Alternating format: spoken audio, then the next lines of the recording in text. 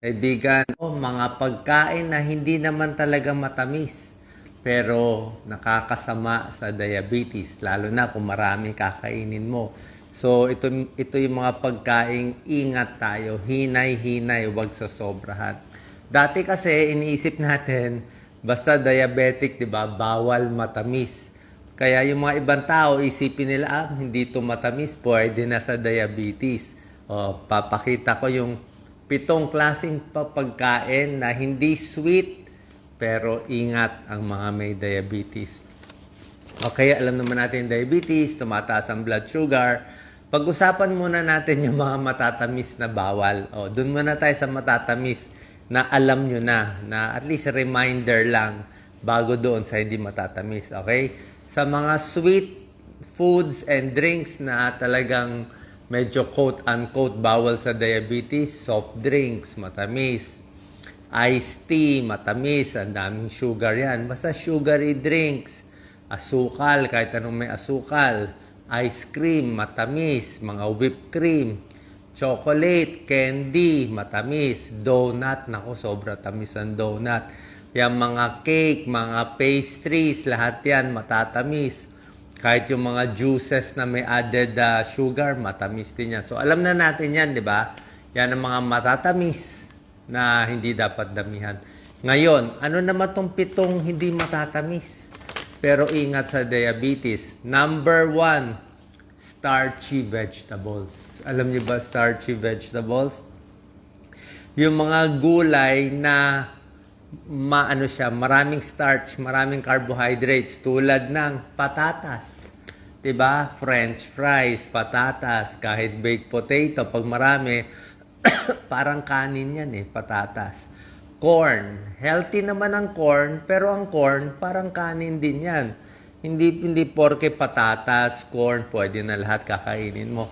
Kalabasa is very healthy, 'di ba? May vitamin A sa mata. Pero, pag kumain ka ng marami niyan, carbohydrates din yan. Green peas. Okay? Patatas, corn, kalabasa, green peas, tawag yan starchy vegetables. Parang kanin na yan. So, pwede ka kumain ito, pero bilang na yung kanin mo. Okay? Kung half cup ka na ng rice, half cup ka na ng corn, parang 1 cup na ang bilang natin doon. Okay? Ano naman ang mga vegetables na okay?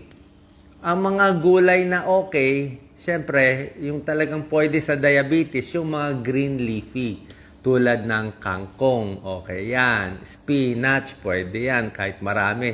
Talbos ng ampalaya, pechay, maganda yan. Malunggay, okra, especially ampalaya, di ba? Ampalaya nakakababa nga ng blood sugar, okra. Pero itong mga green leafy na gulay, okay. Pero itong mga starchy tulad ng patatas, diba? Kahit kamote, kung masyado marami, parang kanin na rin. Tsaka ang tips nga natin, imbis na gawing prito o french fries, pwedeng steam na lang ang gulay o bake kasi yung prito ang hindi maganda. Okay? Number 1.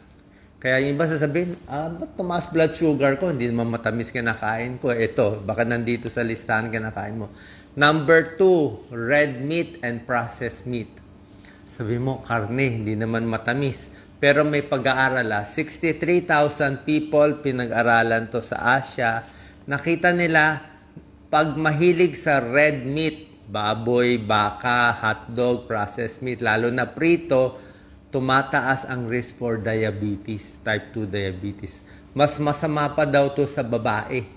Yung mga babae, mas tumataas pa yung blood sugar nila. Bakit?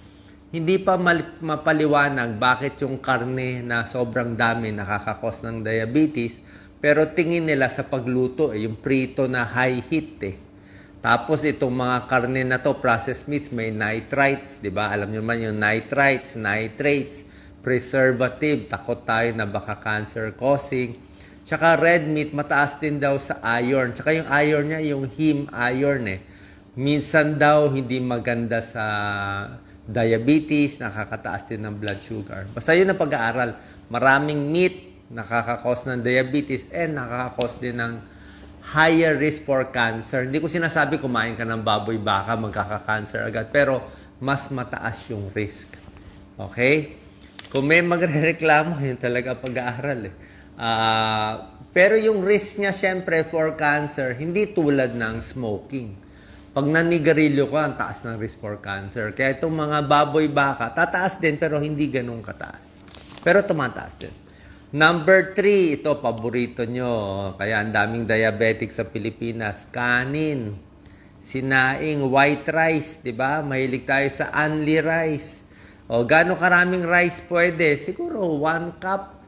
Kung nagtatrabaho ka talaga, 2 cups, 1 to 2 cups of rice, okay ka na dyan. Depende sa ano mo, sa work mo at sa energy mo.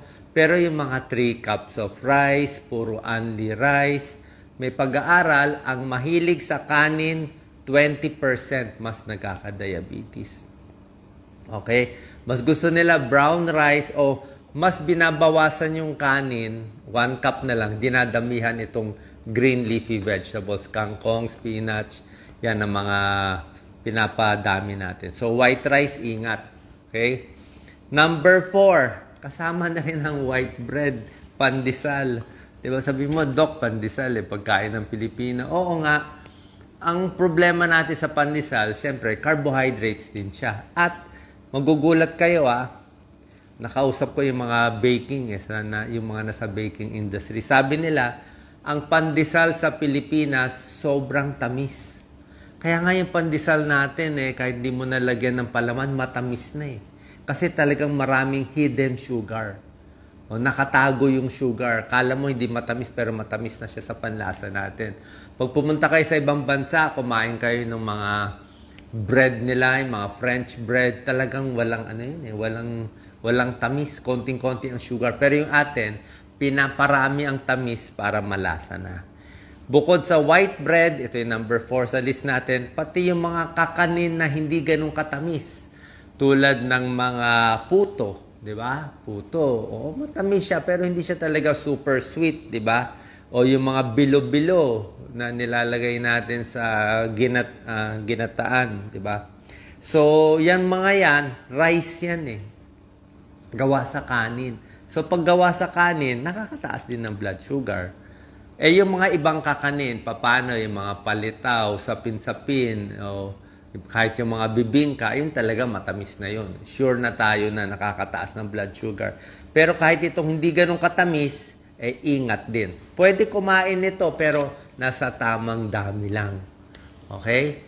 Number 5, na hindi matamis, pero nakakataas ng risk for diabetes, mga salty snacks. Maalat na snacks, mga junk food, mga chichirya, lahat ng sari-saring chips na bebenta, yung mga binibenta natin sa supermarket, sa sari-sari store, mga salted snacks, diba? Yung mga cornix, kahit mani healthy, pero pag ginawa mong salted nuts, hindi na ganun ka-healthy. Diba? Popcorn healthy, pero pag dinamihan mo yung asin at butter, hindi na healthy. Kahit yung mga meat na salami, maraming salt lahat yan. So, mga junk food, bakit masama ang salty snacks? Siyempre, pag maalat, number 1, tataas ang blood pressure. High blood ka dyan. Next, magmamanas ka sa paa, magmamanas sa muka, kasi nare-retain ng tubig kung salt. Diba? Pwede kang magka-kidney problem, sobrang dami sa asin, na high blood, nasira kidneys. Kasi ang recommended natin sa asin ay 2,000 milligrams only per day. So, masosobrahan ka dito. Okay? So, pag may high blood, may kidney problem, kasama na dyan ang diabetes. Ayon sa pag-aaral. So, magkakapatid yan High blood, diabetes, high cholesterol. Usually, sama-sama yan sa isang pasyente. Tinatawag yan na metabolic syndrome. In short, parang na-chop suey. Nakuha lahat ng mga sakit High blood, sakit sa puso, mataas cholesterol, diabetic, overweight, malaki ang tiyan. Lahat yan sama-sama. Tawag yan metabolic syndrome. Parang yun na yung presentation niya.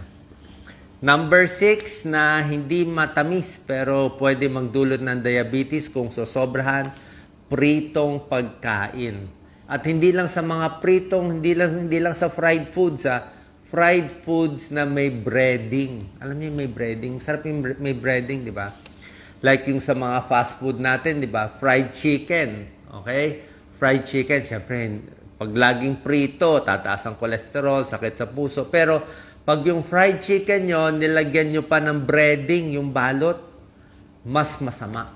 Bakit? Kasi yung breading ang mag-absorb ng mantika, mag-absorb ng alat, asin, so nandun lahat. Tapos high heat din kasi yung fried chicken eh. So, yun din. Tsaka mga ibang prito, ito, fried fish. Ang fish is healthy, may omega-3 fatty acid. Pero nakita, ayon sa pag-aaral, pag pinirito mo na yung isda, tapos nilagyan mo pa ng breadings, hindi na ganun ka-healthy. Bakit? Sa high heat kasi, minsan yung lubog sa mantika, nagkakaroon ng mutagenic compounds. Ibig sabihin, possible cancer-causing. Nagkakaroon ng heterocyclic amines, advanced glycation end products, AG, ang tawag dito. Ito yung mga bagong compound na nakita nila nagkakos ng diabetes. Okay? So, pati prito, yun ang problema natin. Anong klaseng luto? Pwede i-bake, pwede ihaw, pwede roasted, di ba? Mas maganda yung ganong klaseng luto. Number 7, ito yung nakatago na matatamis eh. O, actually, matamis rin siya, pero minsan baka hindi mo alam matamis. Ketchup. Di ba? Masarap ang ketchup. Healthy dapat ang ketchup, di ba? Tomato sauce.